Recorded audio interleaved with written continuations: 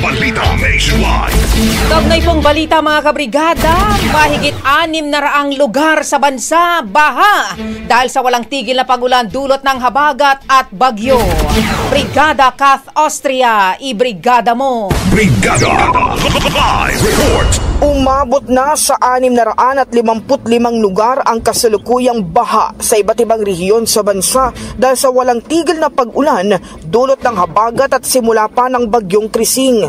Batay sa datos ng NDRRMC, Region 3 o Central Luzon ang may pinakamaraming naitalang binahang lugar na umabot sa 412. Sinundan ng Region 1 o Ilocos Region na may 130 habang 44 na lugar ang kasalukuyang baha sa Mimaropa.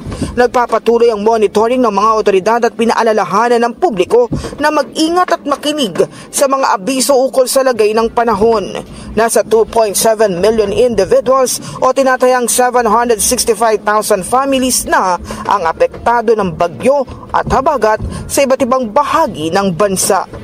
In the heart of changing lives, ako si Brigada Kath Austria ng 105.1 Brigada News of Manila, the Music and News Authority. Brigada Balita Nationwide. Ang bahaging ito ay hatid sa atin ng Drive Max Coffee. Ligayang tuloy-tuloy.